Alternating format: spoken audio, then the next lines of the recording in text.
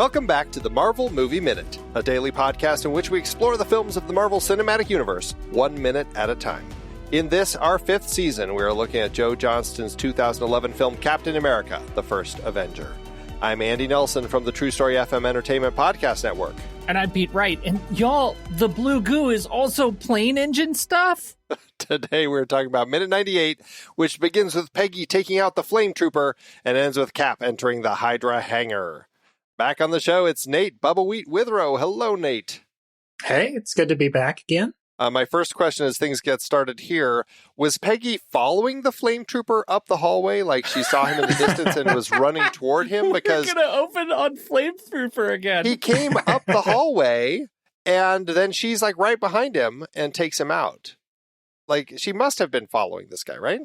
Andy, this is the thing. This is what you missed. She also bored into the side of the mountain. And what floor are they on? That's the other question. Where's the blueprints for this lair? That's right. I need some schematics. Here's the other question. Does she know Steve's around the corner, or does she just think that she's taking out this Flamethrower? At this point, she is fueled only by passion. She's like just trying to find Steve. She doesn't care what else is going on. She's just going to shoot everybody. So when she comes around the corner, every time up until this, she's always expecting Steve, but now she finally gets Steve. Is that what you're saying? Hell, I'm surprised she's not wearing the red dress right now. At this, like right now. That would be as appropriate for war as her riding Jodhpurs. Yeah. If the word Jodhpurs doesn't end up in the title of one of the episodes this week, you will have broken it. Oh, my gosh. All right. In all seriousness, though. Okay, so we've got this moment. Peggy saves Steve by killing the Flamethrower. Now we've got this this moment of cuteness, this attraction between Peggy and Steve. Nate, you're new to the show. We haven't talked to you yet about Peggy and Steve. Where do you sit with this relationship between these two characters? Count yourself lucky, Nate. I like it. I think it's mostly well done. I do think that there are a few tropey moments, and we'll get one more of them later on this week. But I don't know. I like the back and forth between the two of them and this budding appreciation for each other that turns into the start of a romance that gets cut short by Cap being frozen in ice for 70 years.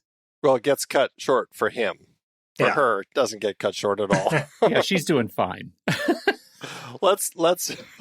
Lest we forget, he just reappears at some point and is like, "Hey, babe, we talked about going to the what is it, the Kit Kat Club?" Now I'm forgetting where they're going, but anyway, the Stork Club.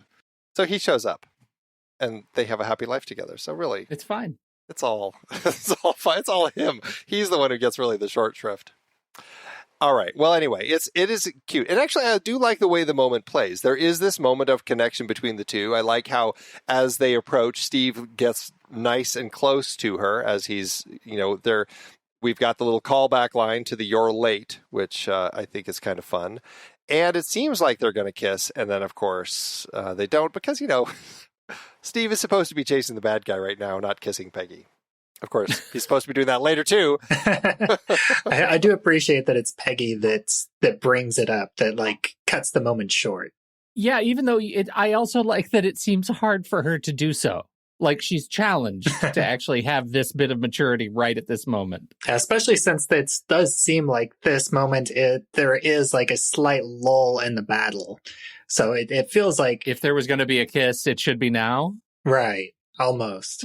It plays that way where, but again, we're not at that point where things are ending between them. So it just plays as a cute little romantic respite that we have before she sends him back on his way. She might as well have patted him on his back.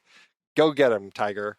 It's one of those moments that feels very, very much like that. But that takes us to Steve. He pulls his shield out of the door. I don't know why, considering the shield is holding the door open, I really wanted that door to have a nice close to it, kind of slam shut. and he pulls his shield out, and it just like slowly closes. I'm like, oh, well, that wasn't that was very not gratifying. It's like, did he need the shield there to stop the door, or could he have just like pushed a button and opened it? It's just cooler when he holds it open with the It's shield. much cooler. Yeah, for sure. And the fact that I'm guessing Zola is the one that's brought in these automatic doors, because I don't know how common automatic doors were in the 40s. Well, it was the Zola door 2000. Right. The Zola doors, he has the Zola security cameras everywhere. I mean, Pete, he's just like you. He's always the one riding the edge of technology. And breaking stuff behind him. The doors don't work. Believe me. Well, that's taking us to the hangar. And now we get the Valkyrie as we see Schmidt running up to it and climbing up the ladder. He is now entering this 540-foot wingspan plane. I'm a little torn on who all gets into the plane. We see Schmidt climbing up the ladder, and then we cut to some allies, soldiers who come in and start shooting. We see some of the pilots trying to climb up the ladder, and they all get shot. You hear of gunfire and you see them fall down, but they don't appear to be shot. Right. They're playing dead, and they're so actually slippery. gonna scamper back up as soon as the Allied soldiers aren't looking. That's what it is. Well, because I'm wondering, like, how did the rest of them sleeping in here? Maybe the rest of them, it's like a firehouse, right, where all of the firemen live there. And so this is how I think it is. The pilots live in the Valkyrie, and these ones were the ones who were just on leave, and they're coming back from their break. And of course, the Allies attacked. Well, I don't even know if it's that. They might have just been like Schmidt's guys. Like they might have been Schmidt's team that's always with Schmidt. Like they just follow him around wherever he goes. And there are also guys who are again, 540 feet. There are rooms for bunks in this thing. You have to believe that somebody's on this ship, and it's Schmidt's team that didn't get on it. Just make sure when you're under the Valkyrie, you're not standing under the latrine hatch. For sure. For sure. But does that need to be said? Please don't stand under potentially opening toilets. Also, don't eat anything bigger than your head. Like, there are a lot of tips we can give. All right. Anyway, now we're getting into this airplane, which is ridiculously large, and the Tesseract is here. And I can't help but wondering, is this like Schmidt leaving the keys in the car? Like to have the Tesseract just sitting here in the ignition? Yes. Yes. This is problematic. I have two problems with this. Number one is that, yes, somebody has already put the Tesseract in, and anybody could take the plane. And two, what Schmidt proves to us in this scene is that this giant plane that has lots of chairs that look very important really only takes one guy to pilot. And really, they could have made off with this giant thing. Like some renegade, they're all evildoers. None of them are above, like, taking this plane for a joyride. I think it also has to do with Schmidt's mentality. He knows that there's a good chance that he's going to lose, and so he has this escape plan ready. But then why didn't he go here first? Why did he go to the front door first? Sorry. I don't understand. He got lost because he's new to this base. He's like, this isn't where I park my car. You imagine him getting to the front door and seeing all the soldiers and just saying, "Gadzooks, I'd better take the plane." And scamper back inside. He was going to his car first. That's why Peggy that's why they get to the car. Isn't the car also in the car is hangar? also up here. Oh, that's the thing. Like the car is parked behind the plane. So funny. I don't know. Okay. Well, so anyway. Schmidt's in the plane. Schmidt's in the plane. He turns the Tesseract key and gets it started. Now, okay, so we're getting into the Valkyrie. We see that great little schematic of the Valkyrie, and the way that this plane is set up is it has those two massive turbines at the back of it, and that actually is all it needs to fly. We also have those 8 propellers in the back. Those are all of the Flieger Parasite. So those are basically the little suicide planes that the the pilots will hop into to fly and try to drop their bombs on the cities that we see later in the film. But they actually aren't needed to fly the plane, but they're just kind of a cool addition because they have their little propellers back there. They can help it and everything, but they aren't needed, which is kind of an interesting, it's an interesting design, the way that they put that together. Oh, you did skip over what I think is a great shot. I think right before the display pops up is you have this shot where you have Schmidt framed inside of the small hydroplane window. Just like, he's framed very small and alone and trapped in this. And I think that is a really brilliant shot for this point in the movie. I'd have to go back and look at the earlier minutes, but I feel like that also may be a callback to the very beginning of the film when they first discover this in the Arctic, and the fact that we're kind of seeing I don't think it's an identical shot, but it's a similar shot where we're kind of seeing those shapes that we had seen when the team was exploring it at the very beginning. And so I like that it is kind of feeling like as we start seeing shots like that, it feels like, okay, there's a little bit of a callback coming on here. All right. So now Red Skull starts the engines. We've got the little schematic of it. And then we see a shot of, we can see the cameras come on. We see one is, it looks like his rear view camera. You can see kind of behind us to what's going on. And then the other is a map. And we can see, okay, we've got a sense as to the scope of things. And then we have this really funky shot that I struggle with because it looks like we're supposed to be crossing the Atlantic over to the final shot of the map, which is, it says Zeal, New York City, which is target. So we know that he's targeting New York City. But the way that it moves, it feels like we're coming across the Arctic Circle and Greenland and stuff as we come down past Hudson Bay. I don't know. It's a really funky map move. Because he's flying over the top of the pole. Well, I guess so. I mean, yeah, I guess that would make the most sense from Austria. You'd come over the top. Sure. Okay. Yeah, because in terms of like flight paths, if you're trying to go the shortest distance, you're not going like straight across. You want to go in a curved line. So I do think that going like curving towards the Arctic Circle would be technically the shortest path. Probably. Yeah. Even though it doesn't look like the flight path curves, it looks like a straight line in the display. Yeah. Right.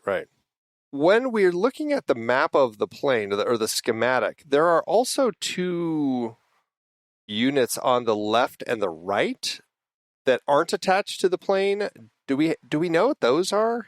I was curious about that myself. I thought that those might have represented like the bomb pods. That's what I was thinking. But it only shows two of them, and we are shown at least three of them. Because we see Chicago, New York, and I forget what the third city is. It's strange, and I wasn't sure. I'm like, do those represent the two engines in the back? But then why aren't we just illuminating those on the back of the plane schematic? And so it's strange. I guess it's just, I don't know, it's a peculiar thing to have those two separate things illuminated there that they look like they're supposed to be bombs, but it just doesn't make a lot of sense. I'll have to pay attention to that, Pete, as we kind of continue, and once the little the flagger parasites start taking off, we'll see what changes on this. Right. All right. So he gets all this set. His target's New York City. He ignites the engines, and the plane starts rolling. This massive 540-foot wingspan plane starts rolling down this massive runway in the middle of this mountain, 3,500 feet up from the base. And we end the minute with Steve running into the hangar under a wonderful spotlight that's directly overhead, which is nice to illuminate him and separate him from the gray background for us. And that's kind of where the minute ends, where he's trying to find Red Skull. Any last thoughts on anything within this minute? Well, he looks great. He's, it's a nice push in, and it leads to two great anxiety-inducing minutes to come. Indeed. All right. Well, we'll be back tomorrow to talk about minute 99. We're getting close to that century mark, everybody. In the meantime, Nate, thank you so much. And tell everybody again where they can tune in to the stuff that you're doing out there on the internet. Sure. Well, I'll talk about one of my more recent projects that I just started a few weeks back. I'm part of the Movies by Minutes community, and I have started building a Movies by Minutes wiki for all the podcasts and podcasters. And I'm building that at fandom.com, which is a free site. So if you go to moviesbyminutes.fandom.com, you can go on there and you can, if you have a podcast that's not on there or a podcast that you listen to, you can edit it and add it there. And I'm continuously trying to build it up to get all the ones that I know about on there. And hopefully it continues to grow and become an additional resource for Movies by Minutes podcasters and listeners. And again, for all of my other projects, you can find me on Twitter where I'm at Bubbawheat. Fantastic. Well, check all of that out, everybody. And we'll be back tomorrow with Minute 99. So, Pete, thanks as always. Can't talk. Must get myself in the wiki. Until next time, true believers.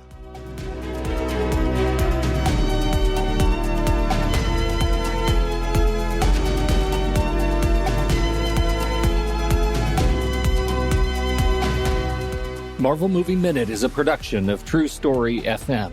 Engineering by Andy Nelson. This season's music is Spread the News by Anthony Vega, and this season's show art is by Winston Yabo. Find the show at truestory.fm, and if your podcast app allows ratings and reviews, consider doing that for this show.